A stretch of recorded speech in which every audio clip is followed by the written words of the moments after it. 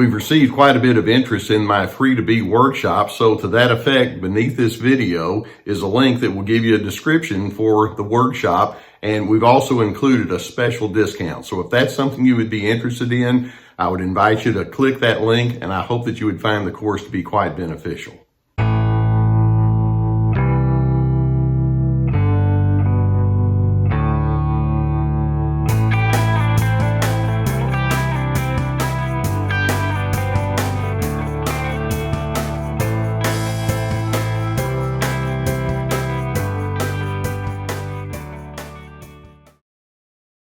If you have lived with or have had ongoing contact with a narcissist, there's one thing that we can say with a very high degree of certainty, and that is you've been lied to, and you've probably been lied to on a number of occasions, whether that person is just point blank spoke overt falsehoods toward you, or it may be that they lie by omission, or there's just a sneakiness that they have.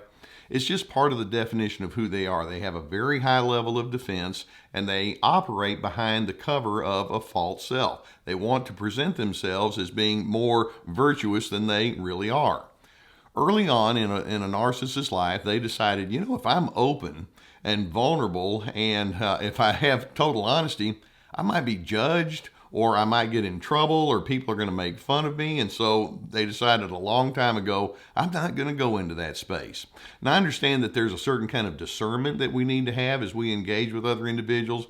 But with budding narcissists, it's not just discernment. It's like, no, I'm going to take charge of the narrative, and whatever I have to do, honest or dishonest, whatever it is, I'm going to be in charge.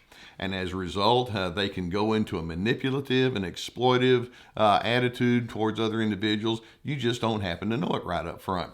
And by the way, this is especially true if you're dealing with someone who has more of that covert angle and covert tendency.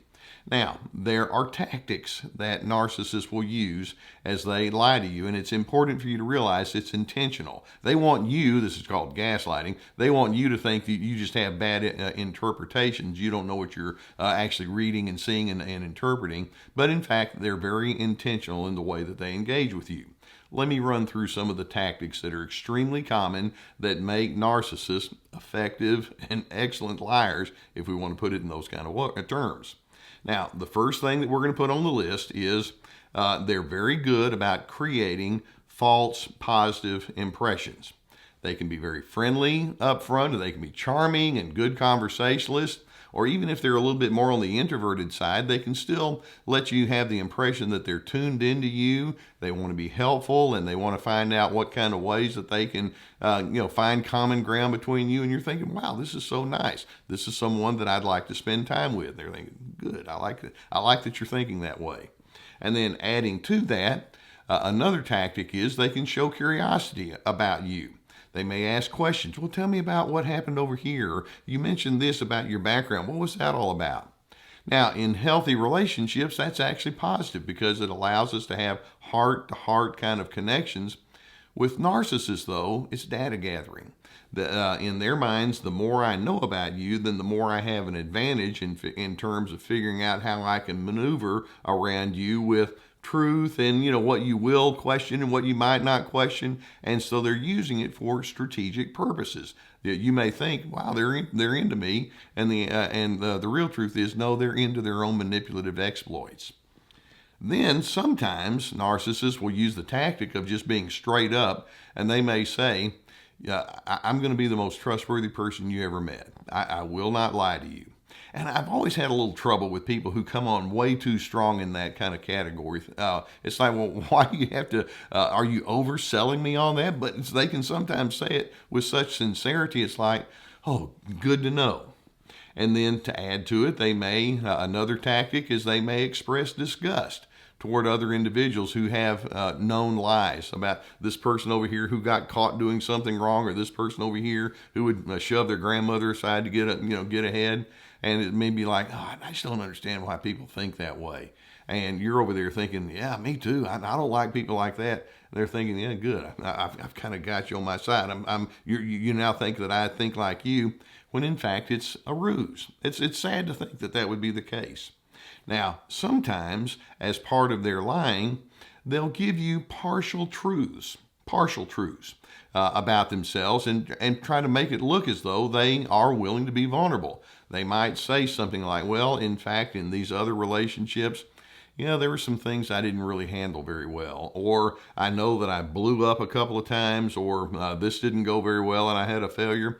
A lot of that, though, as you learn later on looking back, is them kind of covering up their tracks. It's like, well, you're probably going to find out a few things wrong about me anyway, so I might as well kind of give you some stuff in that direction to make you realize, yeah, he's being honest about it. He's already told me those kind of things, and so it's a soft way of letting you know I really do have my humanity. But what they're doing is they're hedging their bets. Because later, if you do talk to them about some bigger things, it's like, hey, I've been honest with you all along, and it's kind of a setup on their behalf. Now, in addition, many times, if you do find out that they have done some things that were very wrong, what they'll do is they'll admit and they'll confess, yes, I know I told that lie, or I did this wrong, or I had a bad situation here. But then there's always a caveat. Would you like to know the real story? And they'll kind of go along and say, well, the reason is because this person was so disturbed and they did this and they set this up. And somehow, if you do catch them in something that's wrong, they've got an explanation, and it's always someone else's fault, and they're the victim, and they want you to feel sorry for them. It's like, oh, well, now that I know this, I guess that leaves you off the hook. And they're thinking, I dodged a bullet on that one. Now, other times, another tactic they'll use to make themselves excellent liars is sometimes they may tell small lies to you in their minds so that they can see how far am I going to be able to go.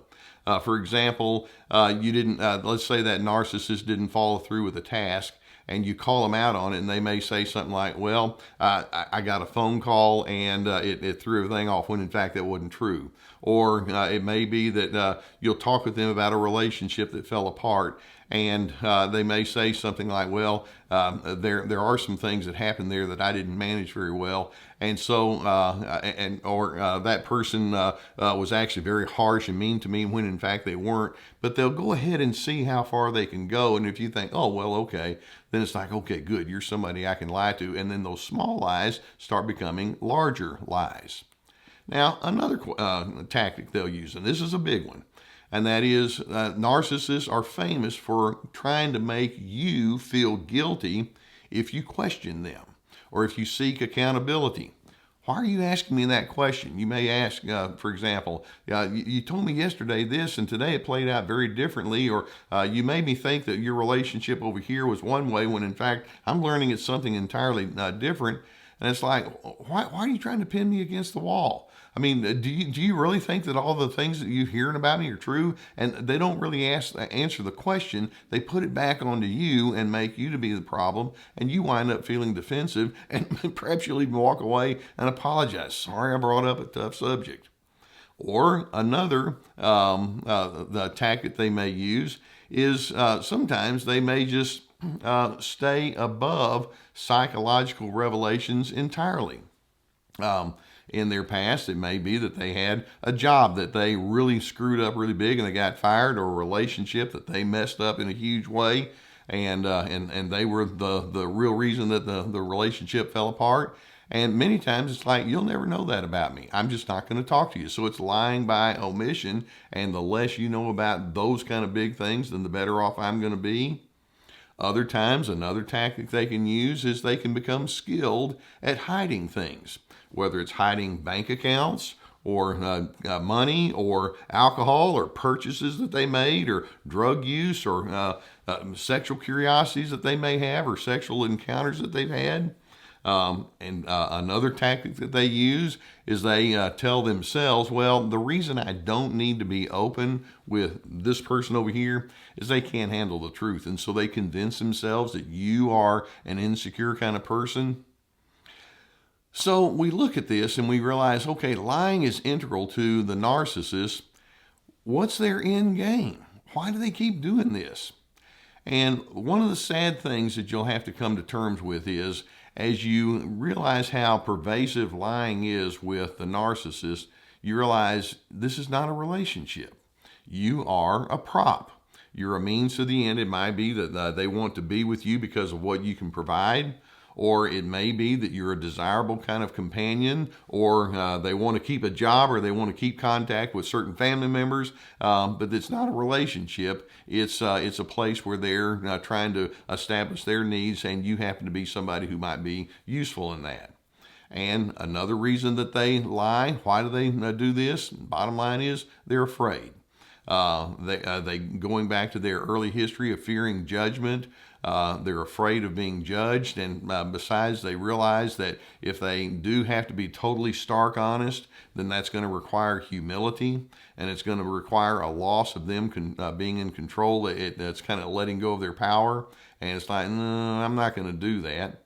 And in addition, by telling lies, it's their way of also implying that they have a hidden rebellion that they're sitting on. It's like, I'm so tired of people in my life telling me what to do, and I'm not going to do it anymore. I'm just going to say what I need to say, and if you don't like it, that's too bad. And so they can be sitting on some anger that's been gurgling on the inside for a long time. And then in addition, their lying reveals they just don't know how to do two-way communications. Like I say, they have to be in control, and they don't want to. They want you to know what they want you to know, but they don't want to have to reveal things that you would have a need to know. It's just one way only. So narcissists lie because ultimately they've lost sight of our shared humanity. Every one of us is flawed or imperfect. We all have a combination of pluses and minuses. And the narcissist is thinking, well, you know what? I'm not sharing in that kind of stuff. All I want is an easy life. All I want is a life where I don't have to go into the grind of trying to sift through, emotions and psychological issues with you. I'm not doing that. And in doing so, they miss one vital truth. And that is love and contentment and gratification is built upon vulnerability. It's built upon us knowing one another from the inside out, and a shared commitment to being human, and a shared commitment that says, as we declare our humanness, we're going to put an arm of encouragement around each other, and we're going to learn how to grow together. The narcissist can say, I'm not doing that, and I'm thinking, I'm glad to know that, and I will take that truth into account as I move forward. Now, I hope that videos such as this can give you some good awareness of what you're dealing with. I know they gaslight and they want you to feel confused. We're not going to let that happen. If you haven't hit that subscribe button, go ahead and do so. We're going to keep more videos coming to you. I hope there's a cumulative effect here as you learn about this topic. Likewise, if you have a need for therapy, most of you know that I've been sponsored for years now by the people at BetterHelp.com. There are times when you need somebody that can help you sift this out because you're wondering, well, am I the crazy one or am I inappropriate in my expectations? It's good to have a therapist that you can sound that out with and get some of the deep history out along with that. Go beneath the video. There's a link that'll take you to the people at BetterHelp.com, and I'm hoping you can get the assistance that you would so richly be able to use. In addition, I have my courses, my online classes, and they're very extensive, put a lot of work into them. Each one has 25 videos and written materials along with it and guided questions. We have, lots of information there. We have Ready, Set, Connect about how to have healthy connections. This is me about establishing your boundaries, free to be, finding yourself despite those controllers. I've produced webinars that are very popular, and they're also available on our website, along with many articles, access to our podcast, my books, plenty of resources.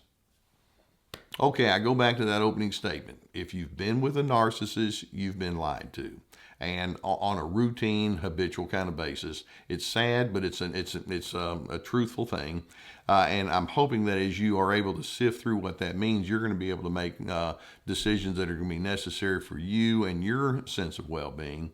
And I hope that as you're able to have more of that sense of steadiness and openness and mutual accountability and the mutual respect that goes along with it, that you indeed will be able to find a sense of peace in your life. I so want you to have that peace.